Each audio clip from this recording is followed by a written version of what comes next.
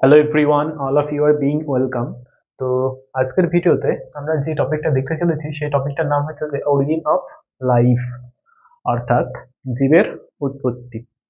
তো সোজা সাপটাই যদি বলি তাহলে কি বোঝায় এই টপিকটার মানে? এটা একটা ক্লাস 9-এর একটা টপিক। তো এই টপিকটার মানে বোঝায় যে এই যে আমরা পৃথিবীতে যে মানুষজন আছি, গরু, ছাগল, ভেড়া, গাছপালা, তো এত সব জীব, এইগুলো পৃথিবীতে এলো কোথা থেকে? তো সেই টপিকটা সম্বন্ধেই আজকে আমরা ডিসকাস করব। অরিজিন অফ লাইফ, অর্থাৎ আমাদের এই যে জীবজন্তুগুলো পৃথিবীতে হঠাৎ করে এলো কোথা থেকে। তো যদি আমরা এটাকে জানতে চাই তাহলে আমাদের কোথায় আলোকপাত করা উচিত? অ্যাকচুয়ালি ইতিহাসের দিকে আমাদের আলোকপাত করা উচিত। তো এই যে কোশ্চেনটা যে আমরা কোথা থেকে এলাম, এটা সম্বন্ধে আমাদের ধর্মগ্রন্থগুলো অনেক কিছু বলেছে। যেরকম আমরা যদি মুসলিম ধর্মগ্রন্থের কথা বলি, তো মুসলিম ধর্মগ্রন্থতে বলা আছে যে জীব অ্যাকচুয়ালি জল থেকে তৈরি। মানে এইসব যে জীব টিপ এইগুলো আছে, এইগুলোর উৎপত্তি হচ্ছে যে জল থেকে। তো যেটা কিছুটা ঠিক, মানে কিছুটা ঠিক বলতে যেটা হচ্ছে যে আমাদের এই সায়েন্সের থিওরির সাথে কিছুটা মেলে। আচ্ছা, যদিও তার পিছনে কোনো তাদের যুক্তি নেই। তারপরে তারা বলে যে পৃথিবীতে আগত প্রথম মানব হচ্ছে যে আদম, যাকে হচ্ছে যে মাটি টাটি দিয়ে বানানো হয়েছিল এবং ঈশ্বর বা আল্লাহ তার মধ্যে প্রাণ প্রতিষ্ঠা করেছিল। তো এটা তো চলে গেল হচ্ছে যে মুসলিম ওপিনিয়ন, মানে উনাদের মুসলিম ধর্মের ওপিনিয়ন অনুযায়ী হচ্ছে যে জীব অ্যাকচুয়ালি জল থেকে তৈরি হয়েছে। আর এটা থেকে বেশি পপুলার হচ্ছে যে আদম পৃথিবীতে প্রথম এসেছিল, যাকে মাটি দিয়ে ঈশ্বর বানিয়েছিল। তো যেটা খুব একটা যুক্তিযোগ্য নয়, কিন্তু মুসলিম ধর্মের লোকেরা এটা মানে। আবার যদি আমরা এবার হিন্দু ধর্মের প্রেক্ষাপটে যাই, তাহলে আমরা দেখব যে হিন্দু ধর্মে বলা আছে যে জীব অ্যাকচুয়ালি পঞ্চতত্ত্ব দিয়ে তৈরি। যেরকম জল, বায়ু, তারপরে আগুন, তারপরে হচ্ছে যে আকাশ, অর্থাৎ স্পেস, এইগুলো মিলিয়ে তৈরি হয় হচ্ছে যে জীব। তো যেগুলো কোনোটাই হচ্ছে যে সঠিক ব্যাখ্যার মধ্যে পড়ে না। কেন সঠিক ব্যাখ্যার মধ্যে পড়ে না? যেরকম আমাদের মুসলিম ধর্মের মধ্যে বলে যে হচ্ছে যে জীব হচ্ছে যে আদম পৃথিবীতে আসা প্রথম মানব। তো অ্যাকচুয়ালি ডাইনোসরাস বা অন্যান্য জীব সেইগুলো কোত্থেকে এলো? বা আমাদের যে বিবর্তনের থিওরি, মানে বিবর্তনের থিওরি মানে কি? যেরকম হচ্ছে ঘোড়া আগে দেখতে ছোট ছিল, শেয়ালের মতো দেখতে ছিল, ওইটুকু ছোট, এখন তো ঘোড়াকে ওইরকম দেখতে। তারপরে জিরাফের গলা আগে লম্বা ছিল না, তো এইগুলো তো কিছুই বলা নেই, তাই না? আচ্ছা, তারপরে আমাদের হিন্দু ধর্মের যে থিওরিটা, তো সেটাও খুব একটা যুক্তিযোগ্য নয়। তবে একেবারে যে ভুল তাও নয়, মানে কিছুটা লিঙ্ক করে। কেন লিঙ্ক করে? কারণ হচ্ছে যে হিন্দু ধর্মে বলছে যে অ্যাকচুয়ালি এই জীবগুলো নেচার থেকেই তৈরি হয়েছে। তো কিভাবে সেটাই আমরা দেখব। তো এবার আমরা চলে আসি যে সায়েন্স কি বলে এ বিষয়ে। তো হচ্ছে যে অরিজিন অফ লাইফ মানে জীব কি করে পৃথিবীতে এলো। তাহলে আমরা যদি বলি, এবার আমরা নর্মালি যদি ভাবি যে জীব কি দিয়ে তৈরি। জীব মানে ধর আমি, বা মানে মানুষ অ্যাকচুয়ালি যদি বলি, তাহলে আমি কি দিয়ে তৈরি? মাংস দিয়ে তৈরি। মাংসগুলা কি দিয়ে তৈরি হয়? কে দিয়ে তৈরি হয় মাংসগুলা? কিছু অণু, অণু বাদ দিয়ে কিছু পরমাণু দিয়ে তৈরি হয়। কি কি পরমাণু? কার্বন, হাইড্রোজেন, তারপরে অক্সিজেন, তারপরে নাইট্রোজেন, ইত্যাদি ইত্যাদি দিয়ে তো আমাদের মাংস টাংস তৈরি, তাই না? তোরা তো অলরেডি পড়েছিস যে আমরা অ্যাকচুয়ালি মাংস দিয়ে তৈরি, কিন্তু মাংসগুলো কি দিয়ে তৈরি? কার্বন, হাইড্রোজেন, নাইট্রোজেন এইসব দিয়ে তৈরি। তো তাহলে যে পৃথিবীতে যে জীব তৈরি হয়েছে, পৃথিবীতে যে জীব তৈরি হয়েছে সেটা কি দিয়ে তৈরি হবে? পৃথিবীরই বায়ুমণ্ডলের কার্বন, নাইট্রোজেন, হাইড্রোজেন, তাই তো? তারপরে হচ্ছে যে অক্সিজেন, এগুলো দিয়েই তৈরি হবে, সোজা হিসাব। এবার প্রশ্ন হলো যে কিভাবে তৈরিটা হলো কিভাবে? আমরা তো এতদিন ভাবতাম যে ঈশ্বরই সবকিছু বানিয়েছে, বা হচ্ছে যে অন্য কোনো গ্রহ থেকে হয়তো জীবগুলো চলে এসছে, তাই না? তো যেগুলো পুরোপুরি তো যুক্তিযোগ্য নয়, অন্য কোনো জীব থেকে এত কিছু প্রজাতির মানুষকে পাঠিয়ে দেবে, মানে এত কিছু প্রজাতির মানুষ নয় অ্যাকচুয়ালি, ধর মানুষ পাঠিয়েছে, হাতি পাঠিয়েছে, সবকিছুই কি পাঠিয়ে দেবে? বাঘ পাঠিয়েছে, সিংহ পাঠিয়েছে, পাঠাবে তো না, তাই না? তো হচ্ছে যে আমরা একটা খুবই সিম্পল কনসেপ্টে এলাম, যে আমরা যেহেতু কার্বন, নাইট্রোজেন, হাইড্রোজেন এইসব পরমাণুগুলো তৈরি, তো হচ্ছে যে এইসব পরমাণুগুলা কোথায় আছে? পৃথিবীর তেই আছে, পৃথিবীতে আছে তো। আচ্ছা, তার মানে একদম সোজা হিসাব যে আমরা এখান থেকে বুঝতে পারছি যে আমরা পৃথিবীর বায়ুমণ্ডলের বিভিন্ন মৌল টৌল এগুলো থেকেই তৈরি। তো এবার আমরা এর একদম ডেপথে যাব, যে তাহলে কোয়েশ্চেন হচ্ছে যে কিভাবে তৈরিটা হলো, কিভাবে? এটা তো মুখের কথাটা বলে দিলেই হলো না, আমরা হচ্ছে প্রুফ চাই। তো সেটাই প্রথমে আমি তোদের ওভারঅল বিষয়টা বলি, যে ওভারঅল কি হয়েছিল ব্যাপারটা, তারপরে আস্তে আস্তে এটার ডেপথে যাব। তো অ্যাকচুয়ালি তোরা জানিস, কি জানিস, যে পৃথিবী এটা সূর্যেরই ছিটকে যাওয়া কোনো একটা পার্ট, জানিস তো? অবশ্যই জানিস। তাহলে সূর্য থেকে যদি ছিটকে যাওয়া পার্ট হয়, তাহলে ইনিশিয়ালি বা প্রাথমিক মুহূর্তে কি হবে? ওটা একটা জ্বলন্ত আগুনের পিণ্ড, তাই তো? অবশ্যই তাই। আচ্ছা, এবার এটা ধীরে ধীরে ঠান্ডা হতে থেকেছে। আচ্ছা, ঠান্ডা হওয়ার সাথে সাথে কি হয়? ভারী যে মেটালগুলো আছে, যেরকম হচ্ছে লোহা, তারপরে ম্যাগনেসিয়াম, এগুলো হচ্ছে যে পৃথিবীর কেন্দ্রের দিকে চলে যায়। আর হচ্ছে যে হালকা যে মৌলগুলা, কি সেই হালকা মৌলগুলা? কার্বন, হাইড্রোজেন, নাইট্রোজেন, এইগুলা উপরের দিকে থাকে। তো যেটা বেশি ভারী সেটা তো তলার দিকে যাবেই, অবশ্যই যাবে। তাহলে উপরের দিকে কি কি মৌলগুলো থাকছে? কার্বন, নাইট্রোজেন, হাইড্রোজেন, অক্সিজেন, এই মৌলগুলো থাকছে। আর ভারী মৌলগুলো নিচের দিকে চলে গেল। এবার একটা জিনিস লিঙ্ক কর, যে একটু আগেই তো আমি বললাম যে আমরা তো কার্বন, হাইড্রোজেন, নাইট্রোজেন এইসব দিয়ে তৈরি, অবশ্যই তৈরি। আর আমরা কি একদম পৃথিবীর কেন্দ্রে থাকি? মোটেও থাকি না, আমরা পৃথিবীর বাইরের দিকে থাকি। এবার তাহলে লিঙ্ক করতে পারছিস যে কিছু তো একটা ব্যাপার হয়েই ছিল, যে কারণের জন্য হয়তো এই যে উপরের এই মৌলগুলো এগুলো দিয়ে তৈরি হয়েছে, যে এই পৃথিবীর জীবকুল অ্যাকচুয়ালি তাই এগুলো দিয়েই তৈরি হয়েছে। তো দেখ, তো পৃথিবী সূর্য থেকে আলাদা হয়ে গেছে, তারপরে পৃথিবী ধীরে ধীরে ধীরে ধীরে ঠান্ডা হচ্ছে। ভারী মৌলগুলো কি হয়ে গেল? নিচের দিকে চলে গেল, কেন্দ্রের দিকে। হালকা মৌলগুলা উপরের দিকে থেকে গেল, এইটুকু আমরা জানলাম। তো সেই সময় পৃথিবীর টেম্পারেচার 5,000 থেকে 6,000 ডিগ্রি সেলসিয়াস, বুঝতে পারলি? 5,000 থেকে 6,000 ডিগ্রি সেলসিয়াস। আচ্ছা, এবার কমন সেন্স দিয়ে বল, এই সময় এতটা হিট কোনো কিছু কি তরল অবস্থায় থাকা সম্ভব?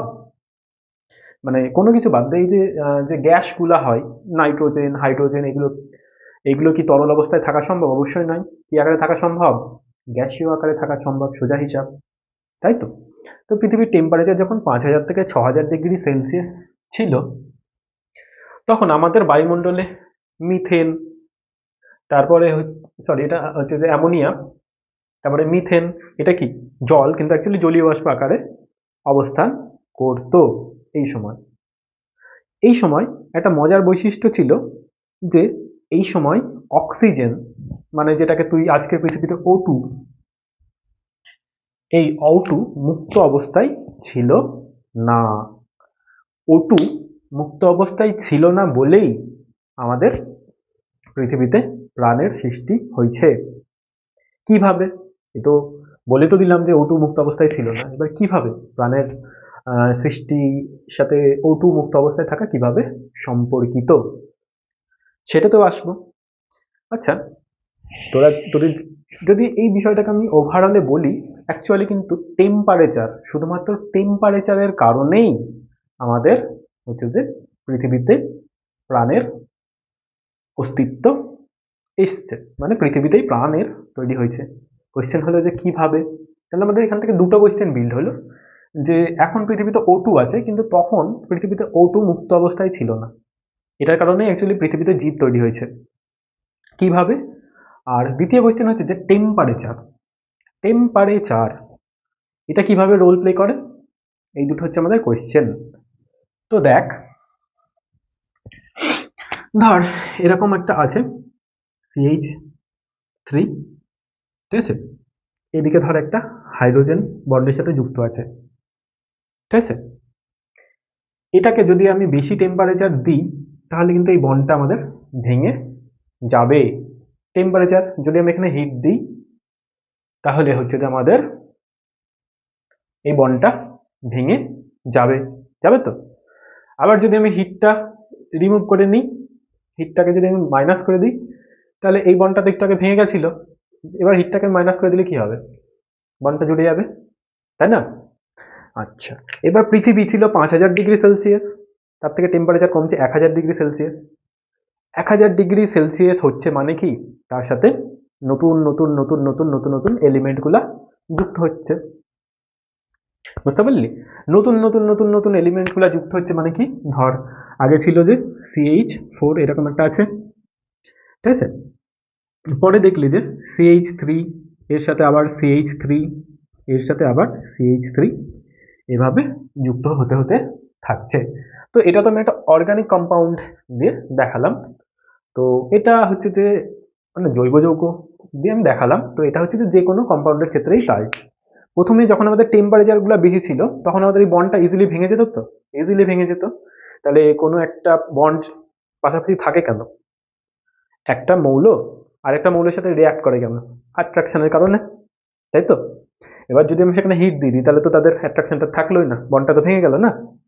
ভেঙে গেলে কি হবে, দুটো আলাদা আলাদা অবস্থান করবে। এবার কিন্তু তাহলে পৃথিবীর টেম্পারেচার প্রথমে কত ছিল, 5000 ডিগ্রি সেলসিয়াস এরকম ছিল। তাহলে তখন হচ্ছে যে NH3 CH4 জলীয় বাষ্প এইগুলা অবস্থান করতো। এবার পৃথিবীর টেম্পারেচার কমে এসছে যে 1000 ডিগ্রি সেলসিয়াস। তোদের কমন সেন্স আবার কি বলে, যে NH3 এর সঙ্গে আরো কিছু যুক্ত হবে, হবে তো, টেম্পারেচারের কারণেই হবে। তাহলে NH3 প্লাস এখানে ধর সামথিং প্লাস এখানে ধর সামথিং, মানে নতুন কোনো যৌগ তৈরি হচ্ছে। সেম এটার সাথেও হতে পারে, এটার সাথেও হতে পারে, পারে মানে এর সাথে আমার নতুন কিছু জুড়তে পারে। টেম্পারেচার যদি আরো কম হয় তাহলে আরো লম্বা চেনের কোনো কম্পাউন্ড তৈরি হয়ে যাবে। এই যে এরকম একটা ব্যাপার, এরকম এরকম এরকম লম্বা চেনের কম্পাউন্ড তৈরি হয়ে যাবে, হবে তো, অবশ্যই হবে, তাই তো। তাহলে দেখলি যে টেম্পারেচার, টেম্পারেচার কি করে ম্যাটার করে, মানে অ্যাকচুয়ালি টেম্পারেচার কমছে বলেই কিন্তু এই যে আমাদের চারপাশে যে মানে হচ্ছে যে তখনকার পৃথিবীতে যেসব যৌগগুলো ছিল, ঠিক আছে, যৌগ বাদ দিয়ে অ্যাকচুয়ালি মৌল আকারেই বেশি ছিল, মানে কার্বন মৌল বলাও ভুল, হচ্ছে যে এই যৌগগুলো নিজেদের মধ্যে জুড়তে থাকে জুড়তে থাকে জুড়তে থাকে জুড়তে থেকে হচ্ছে যে নতুন কিছু কম্পাউন্ড বানায়, বুঝতে পারলি, বুঝতে পেরেছিস, নতুন কিছু কম্পাউন্ড আমাদের বানিয়ে ফেললো, তাহলে শুধুমাত্র টেম্পারেচারের কারণে। এবার আমি তোদের একটা বললাম যে তখনকার পৃথিবীতে এই অক্সিজেন মুক্ত অবস্থায় ছিল না। ধর জলীয় জলীয় বাষ্পের সাথে লেগে আছে অক্সিজেন, কিন্তু নর্মালি এরকম আমি একটা অক্সিজেন পেতাম না, বুঝতে পারলি। তো এর জন্য ফায়দা কি হলো, এর জন্য আমাদের ফায়দা কি হতো, অক্সিজেন যদি মুক্ত অবস্থায় থাকে এটা যাত্রার সাথে যুক্ত হয়ে ধর এই বন্ডটা এখান থেকে ভেঙে দিল, ঠিক আছে। অক্সিজেনের জারণ ধর্ম আছে, জারণ মানে কি, অক্সিজেন যুক্ত হয়ে যাওয়া। অক্সিজেন খুব রিঅ্যাক্টিভ একটা এলিমেন্ট, তো যাত্রার সাথে যুক্ত হয়ে যে কোনো বড় বন্ড ভেঙে দিতে পারে। তাহলে ধর সেই সময় মুক্ত অক্সিজেন ছিল, মুক্ত অক্সিজেন থাকলে কি হবে, এই বন্ডটা ভেঙে দিত, ফলে আমাদের লম্বা চেনের কোনো যৌগ গঠন হতে পারতো না, বুঝতে পারলি।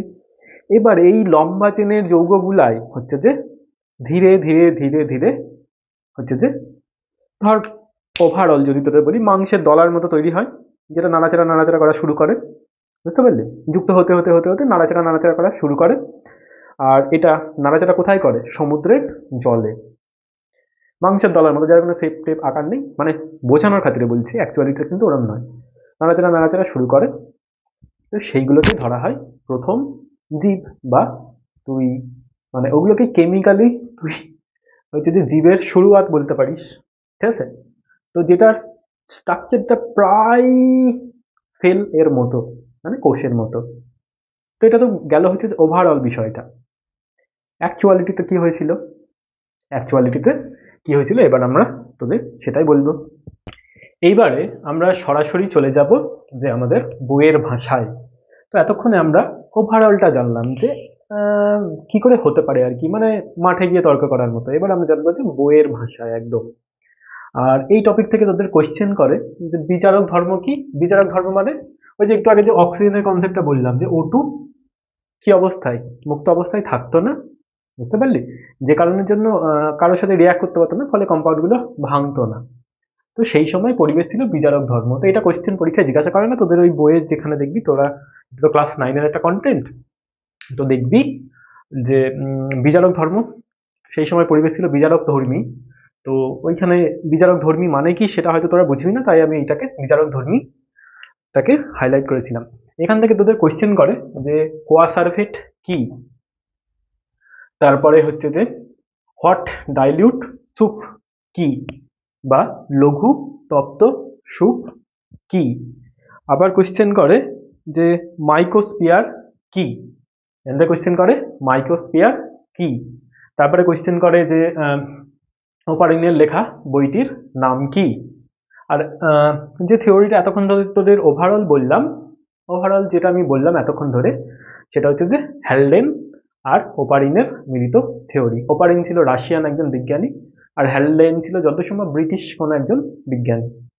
তো ওপারিন 1920 সালে বলেছিল, হ্যালডেন 1929 সালে বলেছিল। আর এটা তো একটা থিওরি, এটা কিন্তু প্রুফ, মানে পরীক্ষাগারে যদি দুইজন বিজ্ঞানী মিলার এবং উড়ে মিলে পৃথিবীর তৎকালীন প্রাচীন পরিবেশ সৃষ্টি করেছিল ল্যাবরেটরিতে, এবং সেখান থেকে অ্যামাইনো অ্যাসিডটা বানিয়েছিল। অ্যামাইনো অ্যাসিড যাকে ধরা হয় মানে হচ্ছে যে তুই কোনো জীব সৃষ্টির একদম প্রাইমারি কেমিক্যাল বলতে পারিস, মানে প্রাথমিক কেমিক্যাল। এখান থেকে তুই প্রোটিন বানাতে পারিস। প্রোটিন মানে কি, অনেক কটা অ্যামাইনো অ্যাসিড পরপর পরপর যুক্ত থাকা। এবার ঠিক আছে, সে নয় হলো।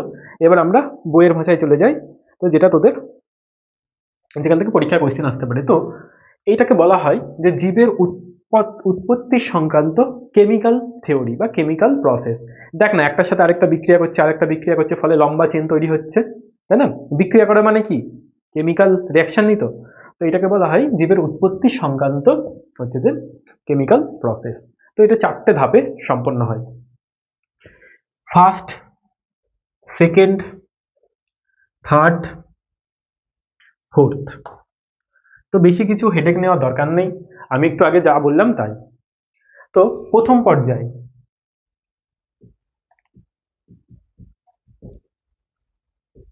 ঠিক আছে, প্রথম পর্যায়ে আমাদের কি হয়েছিল, এই যে আমরা একদম প্রথমে বলেছিলাম যে পৃথিবী প্রথমে সূর্য থেকে আলাদা হয়েছিল, তো প্রথমে সূর্য থেকে আলাদা।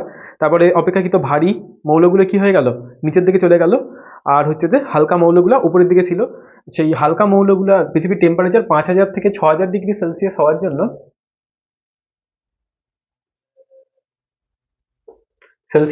জন্য, হচ্ছে যে এই গ্যাসের সাথে আরো যে লম্বা লম্বা বন্ডগুলো যুক্ত হতে পারতো, সেগুলো যুক্ত হতে পারতো না, ভেঙে যেত। তাই এইগুলো এরকম আকারে অবস্থান করতো, NH3, CH3।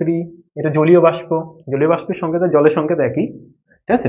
তাহলে প্রথম পর্যায়ে 5000 থেকে 6000 ডিগ্রি সেলসিয়াস হওয়ার জন্য তখন আমাদের বায়ুমণ্ডলে এই গ্যাসগুলা NH3, তারপরে হচ্ছে যে CH4, মানে এটা অ্যামোনিয়া, ঠিক আছে, মিথেন, তারপরে হচ্ছে যে H2O জলীয় বাষ্প, তারপরে H2, এই আকারে অবস্থান করতো। এইবার পৃথিবীর টেম্পারেচার ধীরে ধীরে ধীরে ধীরে কমেছে, তোরা ভূগোলে পড়েছিস, কমেছে তো, অবশ্যই কমেছে।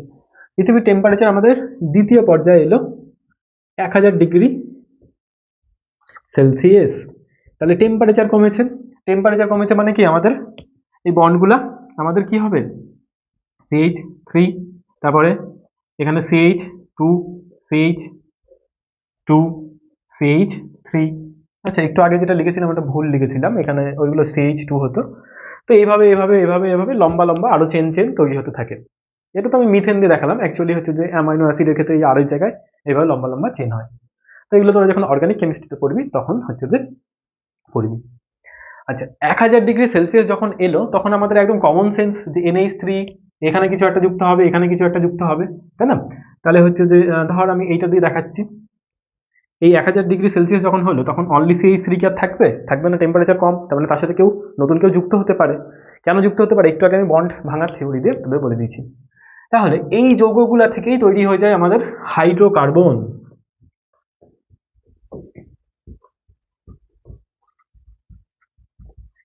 খুবই বেসিক টাইপের হাইড্রোকার্বন মানে কি, কার্বন আর হাইড্রোজেন দিয়ে তৈরি যৌগ, বুঝতে পারলি? আচ্ছা, হাইড্রোকার্বন তৈরি হয় খুবই বেসিক টাইপের, ঠিক আছে। আর দেখ না, কার্বন আর হাইড্রোজেন, আর আমাদের শরীর তো মাংস দিয়ে তৈরি, শরীরও কি দিয়ে তৈরি? শরীর কার্বন, হাইড্রোজেন, অক্সিজেন, নাইট্রোজেন এগুলো দিয়ে তো তৈরি। তাহলে লিঙ্ক করতে পারছিস যে হ্যাঁ এখান থেকেই কিছু একটা হবে। তো হাইড্রোকার্বন কি কি কি টাইপের হাইড্রোকার্বন, যেরকম ধর হচ্ছে অ্যাসিটিলিন, অ্যাসিটিলিন, তারপরে ইথিলিন, অ্যাসিটিলিন, ইথিলিন এগুলো তৈরি হয়ে যায়। এবার কিছুদিন পরে এইগুলো তৈরি হয়ে যায়, তারপরে টেম্পারেচার আরো যখন কমে, ধর তুই ধরে নে হচ্ছে যে 800 ডিগ্রি সেলসিয়াস, ঠিক আছে, এটা আমি একটা অ্যাজাম্পশন নিয়ে বলছি, 800 ডিগ্রি সেলসিয়াস, ঠিক আছে। এই সময় এই যে আমাদের যে জলীয় বাষ্প ছিল, এই যে জলীয় বাষ্পের সাথে অক্সিজেন লেগে আছে তো, আছে, এই জলীয় বাষ্পের অক্সিজেন এর সাথে যুক্ত হয়ে যায়, ঠিক আছে, অ্যাসিটিলিনের সাথে আমাদের জলীয় বাষ্পের অক্সিজেন যুক্ত হয়ে যায়। তাহলে দেখ দ্বিতীয় পর্যায়ে আমাদের দুটো ঘটনা ঘটছে, ঠিক আছে। এক তো হচ্ছে যে এইগুলো হচ্ছে যে লম্বা চেন তৈরি করে, অ্যাসিটিলিন, ইথিলিন এগুলো তৈরি করে, ঠিক আছে। এবার আরো টেম্পারেচার কমলে তার সাথে আমাদের অক্সিজেন যুক্ত হয়। অক্সিজেন কোথাকার অক্সিজেন? এই যে জলীয় বাষ্পের সাথে লেগে থাকে এই অক্সিজেনটা, বুঝতে পারলি? এটা এখানে যুক্ত হয়ে যায়, ফলে আমাদের তৈরি হয়ে যায় অ্যাসিটালডিহাইড। ফলে আমাদের তৈরি কি হয়ে যায়? অ্যাসিটালডিহাইড,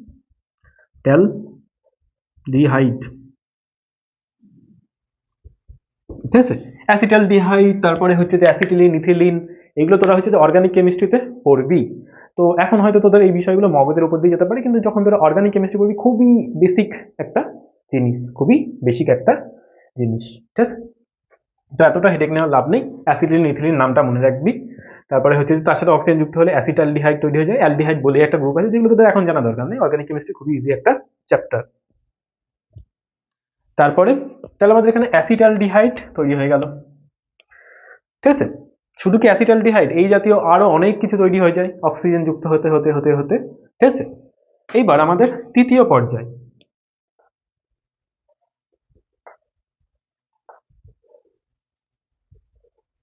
এই অ্যাসিটালডিহাইড এই জাতীয় যে যৌগগুলো আছে, এইগুলা কি হয়, তখন কিন্তু টেম্পারেচার আরো কমেছে, আরো কমেছে, টেম্পারেচার আরো কমেছে। তো হচ্ছে যে আমাদের আরো লম্বা চেন তৈরি হবে, হবে কি হবে না তাই বল? হবে, ঠিক আছে, হবে তো, ঠিক আছে। এই যে এটা আমি দেখালাম, এর সাথে এই বরাবরও একটা চেন যুক্ত হবে, এই বরাবরও চেন যুক্ত হবে, আরো লম্বা চেন হবে, মানে অ্যাকচুয়ালি আরো জটিল যৌগ তৈরি হচ্ছে। তো সেই জটিল যৌগগুলা মানে এই অ্যাকচুয়ালি অতটা জটিল নয়, সেই সেই জটিল যৌগগুলোর নাম কি? Amino acid.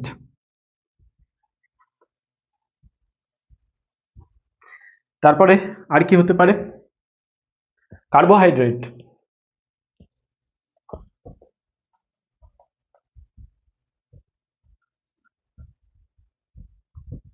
অ্যামাইনো অ্যাসিড আছে, কার্বোহাইড্রেট হয়ে গেছে, ফ্যাটি অ্যাসিড হয়ে গেছে,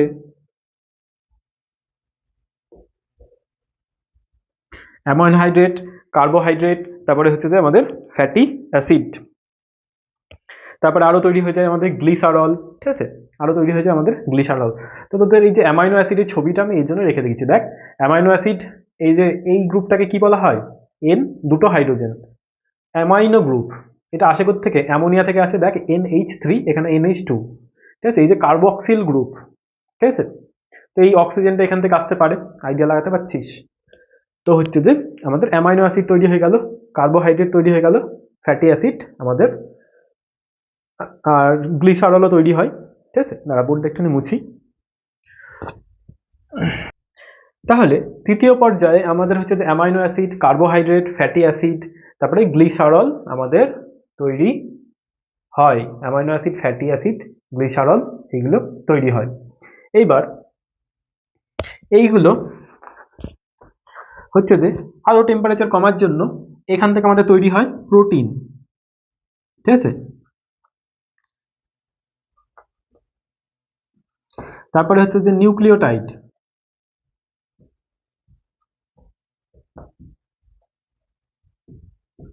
নিউক্লিওটাইড, তারপরে হচ্ছে যে পিউরিন, পিরিমিডিন, পিরিমিডিন এই নামগুলো কোথায় শুনেছিস বল?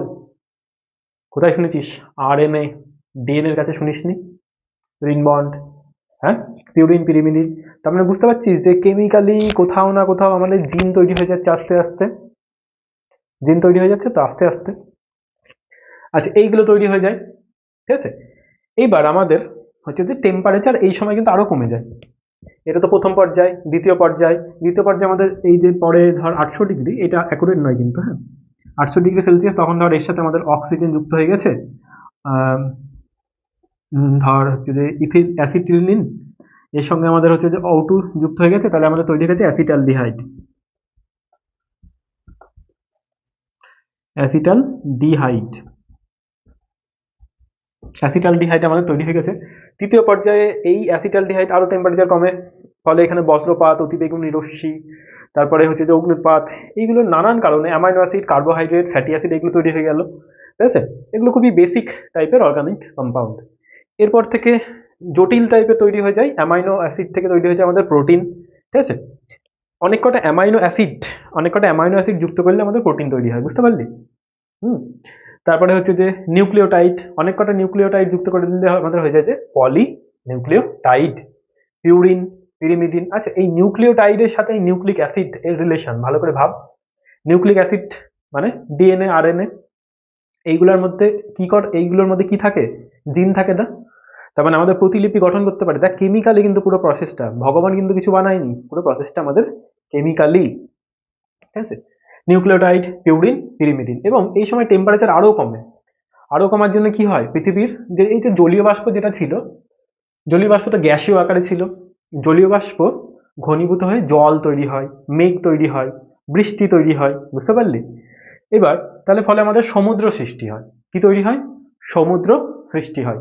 তাহলে দেখ, এটা আমাদের কিন্তু তৃতীয় পর্যায়ে চলছে, ফলে আমাদের কি হয়ে যায়? সমুদ্র সৃষ্টি হয়ে গেল, ঠিক আছে। সমুদ্র, ধর এটা একটা সমুদ্র, এখানে তার জল আছে, সমুদ্র সৃষ্টি হয়ে গেল।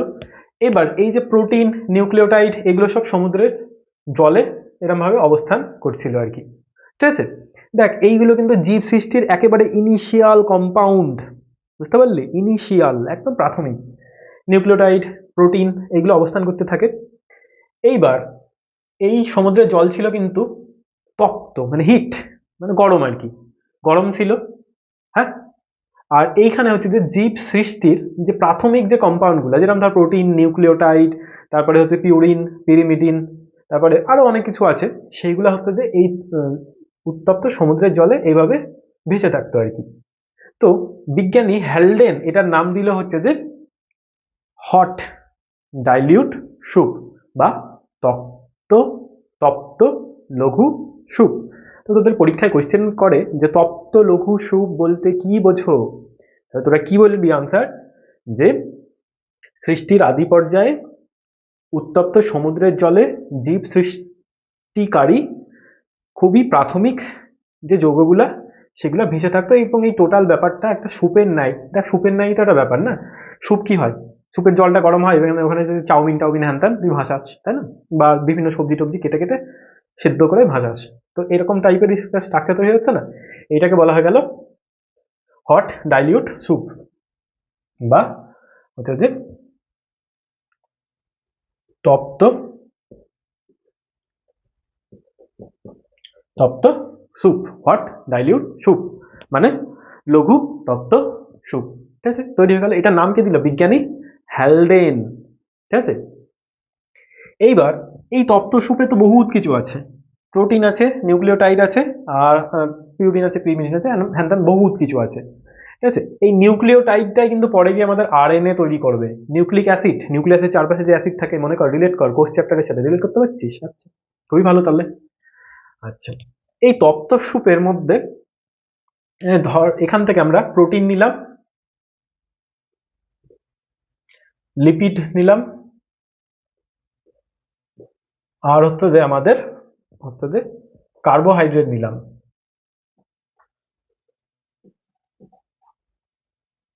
প্রোটিন, লিপিড আর কার্বোহাইড্রেট, ঠিক আছে। এই তপ্ত লঘু স্যুপের থেকে প্রোটিন, লিপিড আর কার্বোহাইড্রেট এই তিনটে আলাদা হয়ে যায়, ঠিক আছে। প্রোটিন, লিপিড আর কার্বোহাইড্রেট এই তিনটে আলাদা হয়ে যায়, এবং এটা হচ্ছে যে আলাদা হয়ে গিয়ে একটা কোলয়েড কোলোয়েড এর আকারের গঠন তৈরি। কোলোয়েড মানে কি হচ্ছে যে ধর জলের মধ্যে তুই বালি ফেললি, যেগুলো হচ্ছে তলায় ঘনীভূত, মানে অ্যাকচুয়ালি ভারী টাইপের যে কণাগুলো আর কি, বুঝতে পারলি? ঠিক আছে, কোলোয়েডের আকার গঠন করে। মানে ধর একদম তোকে ফিলিংস দেওয়ার জন্য এরকম বলতে পারি, ধর সমুদ্রের জলে কিছু অনেক কটা প্রোটিন, ধর এখানে তো প্রোটিন প্রোটিন এইটাও প্রোটিন এটাও প্রোটিন অ্যাড হয়ে গেল, মানে হচ্ছে যে প্রোটিনটা তো তৈরি হয়েছিল অ্যামাইনো অ্যাসিড থেকেই, দুটো প্রোটিন অ্যাড হয়ে গেল, দিয়ে বড় হয়ে গেল, বড় হয়ে গেল মাংসের দলার মতো এরকম থকা থকা থকা থকা, যেটা হয়তো নাড়াচাড়াও করতে পারে, বুঝতে পারলি? তাহলে এবার দেখ ইনিশিয়ালি আমরা কিন্তু পৌঁছে গেছি, তাই তো? ঠিক আছে, প্রোটিন, লিপিড আর কার্বোহাইড্রেট এই তিনটে মিলিয়ে একটা স্ট্রাকচার গঠন করে, ঠিক আছে, একটা স্ট্রাকচার গঠন করে। তো এই স্ট্রাকচারটা যেটা হচ্ছে এরকম ধরে একটা স্ট্রাকচার আমাদের গঠন করলো, ঠিক আছে, যেটার একটা পর্দা আছে, পর্দা আছে, পর্দাটা কি লিপিড নির্মিত, ঠিক আছে, প্রোটিন আছে তার ভিতরে, ঠিক আছে, পর্দা গঠন করে, লিপিড নির্মিত পর্দা হয়ে যায়। আচ্ছা, প্রোটিন আছে ভিতরে, ঠিক আছে। তো এইটার নাম দেয় হচ্ছে যে কোয়া সার্ভেট,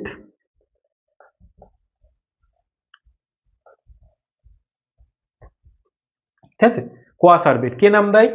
এটার নাম দেয় হচ্ছে যে বিজ্ঞানী ওপারিন, বিজ্ঞানী ওপারিন এটার নাম দেয় হচ্ছে যে কোয়া সার্ভেট। তাহলে তপ্ত লঘু, তাহলে তোদের পরীক্ষায় এই কোয়েশ্চেনটা খুব জিজ্ঞাসা করে যে কোয়া সার্ভেট কি, কোয়া সার্ভেট কি, তখন কি বলবি যে সৃষ্টির আদি পর্যায়ে লঘু তপ্ত সুপের মধ্যে থাকা প্রোটিন, লিপিড এবং কার্বোহাইড্রেট একত্রিত হয়ে একটা স্ট্রাকচার গঠন করে, যেটা হয়ে যায় যে অর্ধভেদ্য আর কি, মানে এটা ধর এর মধ্যে জল আদান প্রদান করতে পারে, মানে এর এটা হচ্ছে বাইরে তার পর্দা, বাইরে পর্দা, ভিতরে প্রোটিন টোটিন থাকে, লিঙ্ক করতে পারছিস কোষের সাথে? কোষের বাইরে পর্দা থাকে তো, ভিতরে, ভিতরে কি থাকে? প্রোটোপ্লাজম থাকে না, ভিতরে প্রোটোপ্লাজম থাকে তো। তাহলে দেখ ইনিশিয়ালি কিন্তু দেখ একদম কোষের মতো একটা স্ট্রাকচার তৈরি হয়ে গেল, এটা হচ্ছে পর্দাটা লিপিড নির্মিত, ঠিক আছে। তো কোয়া সার্ভেট, ঠিক আছে। তো ইনাদের ধারণা ছিল যে এই কোয়া সার্ভেট থেকেই আমাদের পরবর্তীকালে এটা আরো ইভলভেট হয়ে হয়ে, মানে বিবর্তিত হয়ে হয়ে, ইভলভ হতে হতে, ইভলভ আর কি অ্যাকচুয়ালি, ইভলভ হতে হতে হতে হতে হতে হতে আমাদের আজকের বর্তমান জীব সৃষ্টি হয়েছে। কিন্তু এটা তো গেল কোয়া সার্ভেট, তাহলে এখান থেকে কোশ্চেন করে যে কোয়া সার্ভেট কি, বলতে পারবি? লঘু তপ্ত সুপ কি বলতে পারবি আশা করি। লঘু তপ্ত সুপের থিওরি কে দেয়? হ্যালডেন। কোয়া সার্ভেটের থিওরি কে দেয়? বিজ্ঞানী ওপারিন। কিন্তু বিজ্ঞানী ফক্সের ধারণা, বিজ্ঞানী ফক্স এর ধারণা যে কোয়া সার্ভেট থেকে আমাদের জীবের সৃষ্টি হয়নি, ঠিক আছে। বিজ্ঞানী ফক্সের ধারণা যে কোয়া সার্ভেট থেকে আমাদের জীবের সৃষ্টি হয়নি, ঠিক আছে। কোয়া সার্ভেট থেকে আমাদের সৃষ্টি হয়নি জীবের, কি থেকে সৃষ্টি হয়েছে আমাদের জীবের? তাহলে আমাদের হচ্ছে যে জীবের সৃষ্টি হয়েছে যে আমাদের মাইক্রোস্পিয়ার থেকে, মাইক্রোস্পিয়ার থেকে সৃষ্টি, মাইক্রোস্পিয়ার থেকে আমাদের জীবের সৃষ্টি। মাইক্রোস্পিয়ার আর কোয়া সার্ভেটের মধ্যে তাহলে তফাৎ কি হয়ে যাচ্ছে? মাইক্রোস্পিয়ার আর কোয়া সার্ভেটের মধ্যে তফাৎ কি? তাহলে এইটুকু আশা করি বুঝতে পেরেছি। তাহলে আমরা প্রথম পর্যায়ে, দ্বিতীয় পর্যায়ে এবং তৃতীয় পর্যায়ে আমরা চলে গেছি মোটামুটি, ঠিক আছে। প্রথম পর্যায়ে, দ্বিতীয় পর্যায়ে, তৃতীয় পর্যায়ে আমাদের মোটামুটি চলে গেছি। সেখান থেকে আমরা শিখেছি যে তপ্ত লঘু সুপ কি, কোয়া সার্ভেট কি। এবার হচ্ছে যে আমাদের যেটা জানার বিষয় হচ্ছে যে মাইক্রোস্পিয়ার। অ্যামাইনো অ্যাসিড আমাদের এটা তৃতীয় পর্যায়ে তৈরি হয়ে গেছিল। তৃতীয় পর্যায়ে কি তৈরি হয়ে গেছিল আমাদের? Amino acid. অ্যামাইনো অ্যাসিড থেকে আমাদের প্রোটিন তৈরি হয়ে যায়, হয়তো অ্যামাইনো অ্যাসিড থেকে প্রোটিন তৈরি হয়ে যায়। আর এইটা, এই যে কোয়া সার্ভেটটা আমাদের তৈরি হয়ে গেছিল জলে, অ্যাকচুয়ালি কোয়া সার্ভেটটা আমাদের তৈরি হয়েছিল জলে, সমুদ্রের জল, সেখানে হচ্ছে যে বিভিন্ন মৌলগুলো, কম্পাউন্ডগুলো ছিল, মানে যৌগগুলা, তো সেইগুলোর মধ্যে প্রোটিন, লিপিড এবং কার্বোহাইড্রেট মিলে একটা গঠন তৈরি করে, যেটা হচ্ছে অর্ধভেদ্য আর কি, অর্ধভেদ্য, ঠিক আছে। তো যার একটা পর্দা ছিল, এক পর্দা বিশিষ্ট, যেটাকে বলা হয় কোয়া সার্ভেট। এবার আমাদের কোশ্চেন হচ্ছে যে মাইক্রোস্পিয়ার ব্যাপারটা কি?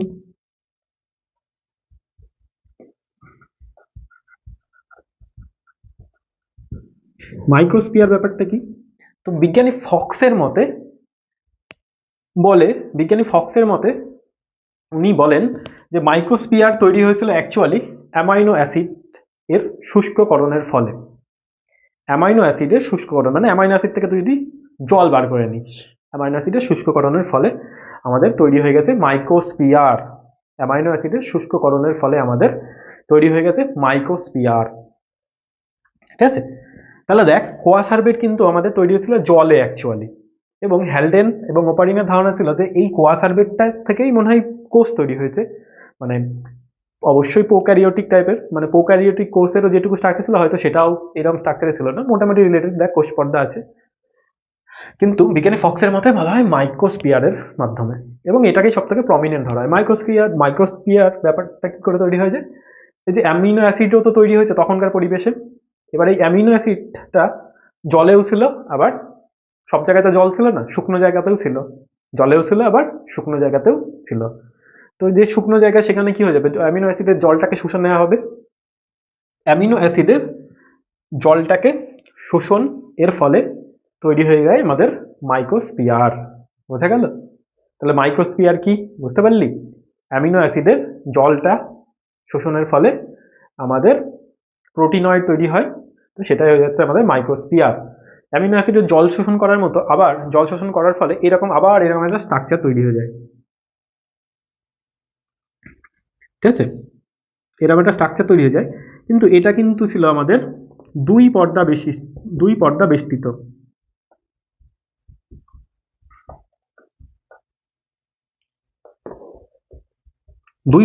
বেষ্টিত, এটা কিন্তু আমাদের এক পর্দা বেষ্টিত ছিল, আর এটা আমাদের দুই পর্দা বেষ্টিত।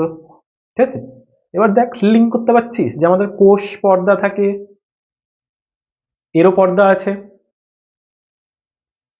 তারপরে নিউক্লিয়াস, দুই পর্দা বেষ্টিত। ঠিক আছে, তাহলে এইটাকে আমরা অ্যাকচুয়ালি প্রমিনেন্ট ধরি। তাহলে কোয়াসার্ভেট আর মাইক্রোস্ফিয়ারের মধ্যে কি তফাৎ? কোয়াসার্ভেট হতে জলে তৈরি হয়েছিল, প্রোটিন লিপিড আর কার্বোহাইড্রেট মিলে এটা এক পর্দা বেষ্টিত। আর মাইক্রোস্ফিয়ার কি? মাইক্রোস্ফিয়ার হচ্ছে যে অ্যামিনো অ্যাসিডই হচ্ছে যে শুষ্ক জায়গায় হচ্ছে যে জলটা শুকিয়ে গেছিল বা জলটা বার করে নেওয়া হয়েছিল, ফলে একটা স্ট্রাকচার তৈরি করে প্রোটিনয়েড, যেটা হচ্ছে যে দ্বিপর্দা বেষ্টিত। দ্বিপর্দা বেষ্টিত, এটাকে বলা হয় মাইক্রোস্ফিয়ার। ঠিক আছে, এরপরে আমাদের যে তৈরি হয়েছিল কি তৈরি হয়েছিল? নিউক্লিয়েড। ঠিক আছে, নিউক্লিয়েড তৈরি হয়েছিল। নিউক্লিয়েড, নিউক্লিয়েডের সাথে কি সম্পর্কিত? নিউক্লিক অ্যাসিড মানে আরএনএ ডিএনএ। তো ওই নিউক্লিক অ্যাসিড নিউক্লিয়েডগুলো অনেকগুলো যুক্ত হয়ে গেলে তৈরি কি হলো? পলি নিউক্লিয়েড। নিউক্লিয়েডগুলো অনেক কটা যুক্ত হয়ে তৈরি হয়ে গেল আমাদের পলি নিউক্লিয়েড। ঠিক আছে, আর এটা কিন্তু আমাদের অ্যামাইনো অ্যাসিড দিয়ে তৈরি। এবার এটা অলরেডি জীবের মতো আচরণ করা শুরু করে দিয়েছে। ঠিক আছে, জীবের মতো আচরণ মানে কি? বিপাক ক্রিয়ায় পার্টিসিপেট করছে। মানে অ্যামাইনো অ্যাসিড, ধর একটা অ্যামাইনো অ্যাসিড A1 প্লাস আরেকটা A2 প্লাস A3, মানে বিপাকের মাধ্যমে এইভাবে সে আরো অ্যামাইনো অ্যাসিডের সঙ্গে যুক্ত হতে পারত, plus A4 plus A5 plus A6, বিপাকে পার্টিসিপেট করছে মানে অ্যামাইনো অ্যাসিডগুলোর চেনটা আরো বাড়াতে পারতো। মানে অ্যাকচুয়ালি অ্যামাইনো অ্যাসিড যুক্ত হয়ে কি তৈরি হয়? প্রোটিন। তাহলে প্রোটিনের পরিমাণ ধীরে ধীরে বাড়ছে, আমরা যে খাবার খাই প্রোটিনই তো পাই ওখান থেকে না, তাহলে বিপাকের মাধ্যমে কি করি? আলটিমেটলি প্রোটিনই তো বাড়াই। তো এটা অলরেডি আমার হচ্ছে যে কোষের মতো আচরণ করা শুরু করে দিয়েছে, মানে বিপাক ক্রিয়ায় পার্টিসিপেট করছে। Clear? I think it's clear. ঠিক আছে, এইবার এর সাথে নিউক্লিয়েড অনেক কটা নিউক্লিয়েড যদি যুক্ত হয়ে যায় তাহলে আমাদের কি হয়ে যায়? পলি নিউক্লিয়েড। পলি মানে অনেক, আর নিউক্লিয়েড মানে নিউক্লিয়েড, পলি নিউক্লিয়েড। তাহলে এর সাথে আমাদের যুক্ত হয়ে যায় পলি নিউক্লিয়েড।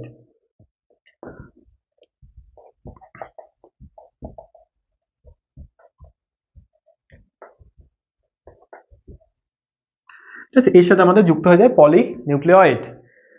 পলি নিউক্লিয়েড এটাও কিন্তু হচ্ছে যে এই অ্যামাইনো অ্যাসিডের মতোই আরো নিউক্লিয়েড, ধর N1 N2 আছে, বিপাক ক্রিয়ার মাধ্যমে আরো এর সাথে আরো একটা নিউক্লিয়েড যুক্ত করে দিল, আরো একটা নিউক্লিয়েড যুক্ত করে দিল, এইভাবে লম্বা লম্বা চেন তৈরি করতে পারতো। তার মানে দেখ একদম কোষের ইনিশিয়াল আকারে চলে এসছে।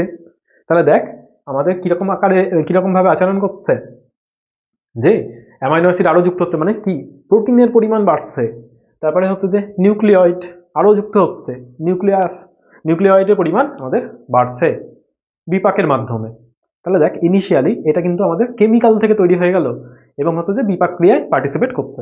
এবার আমাদের আরেকটা ফোর্থ স্টেজ যেটা থাকে সেটা হচ্ছে যে নগ্নজিন বা নিউক্লিক অ্যাসিডের উৎপত্তি।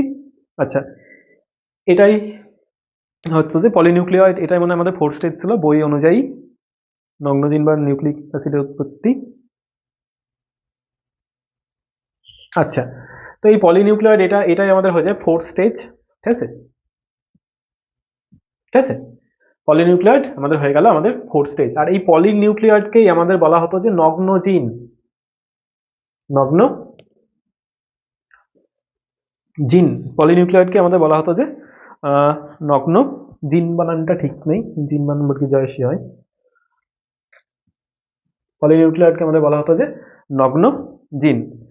তাহলে জিন চলে এসছে, নগ্ন জিন মানে হচ্ছে যে আরএনএ। নগ্ন কেন? কারণ হচ্ছে পলিনিউক্লিয়েডের বাইরে কোনো পর্দা নেই, পলিনিউক্লিয়েডের বাইরে আমাদের কোনো পর্দা নেই। তাহলে দেখ জিন চলে এসছে, প্রোটিন চলে এসছে, তাহলে এটাকে আমি ইনিশিয়াল কোষ বলতে পারি। হ্যাঁ পারি, ইনিশিয়াল কোষ এটাকে আমি বলতে পারি। তো তোদের 9-এর সিলেবাস অনুযায়ী এইটুকুই। তাহলে ইনিশিয়াল কোষ যেটা জীবের মতো আচরণ করা শুরু করে দিয়েছে। এরপরে আমাদের আরেকটা প্রসেস থাকে যেটা হচ্ছে যে এটা তো তাহলে কোষ হয়ে গেল। এবার এখান থেকে প্রোক্যারিওটিক কোষ তৈরি হবে, ইউক্যারিওটিক কোষ তৈরি হবে, যেটাকে বলা হয় বায়োজেনি। ঠিক আছে, বায়োজেনি, এটা তো কেমোজেনি হয়ে গেল যেহেতু কেমিক্যাল প্রসেস। এইবার হচ্ছে যে জীব তো তৈরি হয়ে গেছে, তাহলে বায়ো, বায়ো মানে জীবন, তাহলে বায়োজেনি, জেনি, বায়োজেনি মানে এবার জীবের পরিবর্তন হবে। তাহলে প্রোক্যারিওটিক কোষ টাইপের স্ট্রাকচার তৈরি হয়ে গেছে, ইউক্যারিওটিক তৈরি হবে, সেখান থেকে হচ্ছে যে আমাদের উদ্ভিদ তৈরি হবে, শৈবাল তৈরি হবে, ছত্রাক তৈরি হবে। তো তোদের 9-এর সিলেবাসে এইটুকুই ছিল, তো এইটুকু আলোচনা করা হলো। তো এখান থেকে তোদের পরীক্ষায় দেওয়ার বিষয় হচ্ছে যে কোয়াসার্ভেট কি, মাইক্রোস্ফিয়ার কি, এদের মধ্যে তফাৎ কি, কোয়াসার্ভেট আর মাইক্রোস্ফিয়ারের মধ্যে তফাৎ কি, ঠিক আছে, তারপরে লঘু তপ্তসূপ কি, ঠিক আছে, তারপরে হচ্ছে যে আর কি, হ্যাঁ এই কটাই আর কি। এইবার এই যে এতটা বড় আমি থিওরিটা তোদের বললাম, এই থিওরিটার পিছনে যুক্তি কি, মানে হচ্ছে যে আমাদের প্রমাণ কি? এই থিওরিটার পিছনে প্রমাণ হচ্ছে যে দুইজন বিজ্ঞানী ছিল, প্রমাণ মিলার ও উরের পরীক্ষা।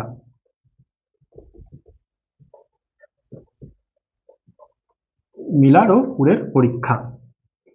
তো ইনারা কি করেছিল 1952 সালে ওনারা হচ্ছে যে নিজেদের ল্যাবরেটরিতে পৃথিবীর সৃষ্টির একদম প্রাচীন পরিবেশ তৈরি করেছিল, পৃথিবীর সৃষ্টির একদম প্রাচীন পরিবেশ তৈরি করেছিল বিজ্ঞানী উলার, ঠিক আছে, মিলার এবং উরে।